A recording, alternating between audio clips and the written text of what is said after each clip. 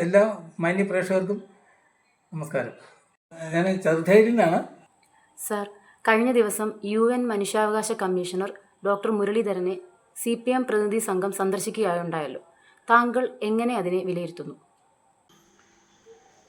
അതെ, doctor S Muralidhar അദ്ദേഹം മുൻപ് ഒറീസയിലെ ചീഫ് ജസ്റ്റിസ് ആയിരുന്നു. ഒറീസയിൽ ഇപ്പോൾ ഓക്യുപ്പൈഡ് പാലസ്തീൻ ടെറിട്ടറിയുടെ UN എൻക്വയറി കമ്മീഷണറായിട്ട് വർക്ക് ചെയ്യുന്നു. യുണൈറ്റഡ് നേഷൻ്റെ കീഴിലുള്ള ഹ്യൂമൻ റൈറ്റ് കൗൺസിലാണ് അദ്ദേഹത്തെ ആ സ്ഥാനത്തേക്ക് നിയോഗിച്ചിരിക്കുന്നത്. ശരിയാണ്, CPMൻ്റെ ഒരു പ്രതിനിധി സംഘം ഡോക്ടർ മുരളീധരനെ സന്ദർശിക്കുകയുണ്ടായി. അപ്പോൾ ആ സന്ദർശക സംഘത്തിൽ CPM general secretary Shri MA Baby, polit bureau മെമ്പറായ പ്രകാശ് കരാട്ട്, അദ്ദേഹത്തിൻ്റെ വൈഫ് ബൃന്ദ കരാട്ട്, ഒരു 3 പേരടങ്ങിയ ഒരു പ്രതിനിധി സംഘമാണ് ശ്രീ മുരളീധരനെ സന്ദർശിച്ചത്.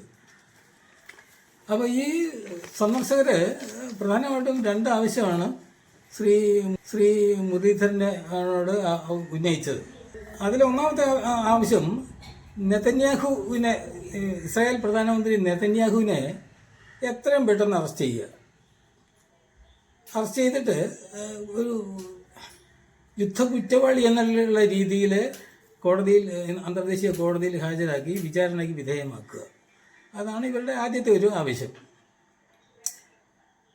അത് ഈ നെതന്യാഹു ആരാണെന്നുള്ള കാര്യത്തിൽ ഇവർക്ക് വലിയ ധാരണയൊന്നുമില്ലെന്ന് എനിക്ക് തോന്നുന്നത്. നെതന്യാഹു എന്ന് പറയുന്നത് ലോക മഹാശക്തിയായ അമേരിക്കൻ പ്രസിഡന്റ് ഡൊണാൾഡ് ട്രംപിൻ്റെയും ആരാധ്യനായ ലോക നേതാവ് നമ്മുടെ പ്രധാനമന്ത്രി നരേന്ദ്രമോദിജിയുടെയും ഉറ്റ ചങ്ങാതിയാണ്.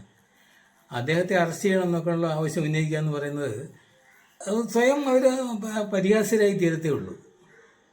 രണ്ടാമതായി അവർ ഉന്നയിച്ച ആവശ്യം എന്തായിരുന്നു? അതെ, രണ്ടാമത്തെ ആവശ്യം അവർ ഉന്നയിച്ചത് അതായത് ഭാരതവും ഇസ്രായേലും തമ്മിൽ ഉണ്ടാക്കിയിട്ടുള്ള ആയുധ ഇടപാട് റദ്ദ് ചെയ്യണം. അതാണ് അവരുടെ രണ്ടാമത്തെ ആവശ്യം. ഈ ആവശ്യം ഉന്നയിച്ചിരിക്കുന്ന കാര്യത്തിൽ അതിൻ്റെ ഗൗരവമായിട്ടുള്ള വിഷയം അവർ മനസ്സിലാക്കിയിട്ടില്ലെന്നാണ് CPM നേതാക്കന്മാർ മനസ്സിലാക്കിയിട്ടില്ലെന്നാണ് എനിക്ക് തോന്നുന്നത്.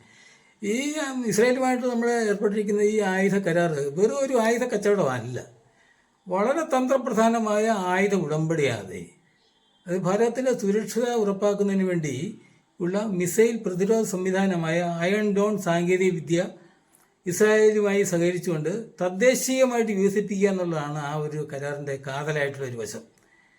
അത് ഇവർക്കത് CPM നേതാക്കന്മാർക്ക് അത് മനസ്സിലായിട്ടില്ലെന്നാണ് എനിക്ക് തോന്നുന്നത്. അതൊന്നും പാടില്ല, അതൊക്കെ കംപ്ലീറ്റ്ലി സ്ക്വാഷ് ചെയ്യപ്പെടണമെന്നാണ് ഇവരുടെ ഡോക്ടറോട് അവർ ആവശ്യപ്പെട്ടിരിക്കുന്നത്. CPM നേതാക്കൾക്ക് എന്താണ് രാജ്യസുരക്ഷയുടെ കാര്യത്തിൽ ഇവർ ഇത്ര കാര്യമായിട്ട് എടുക്കാത്തത് എന്നാണ് നമുക്ക് ചോദിക്കാനുള്ളത്. രാജ്യസുരക്ഷയുടെ കാര്യത്തിൽ എങ്കിലും ഈ പിന്തിരിപ്പൻ നിലപാടിൽ നിന്ന് ഇവർ പിന്മാറി ദേശീയ താല്പര്യങ്ങൾക്കനുസരിച്ചുള്ള നിലപാട് സ്വീകരിക്കണമെന്ന് മാത്രമേ ഈ അവസരത്തിൽ നമുക്ക് അവരോട് പറയാനുള്ളൂ. ശരി, എന്നാൽ ഓക്കെ, നന്ദി, നമസ്കാരം.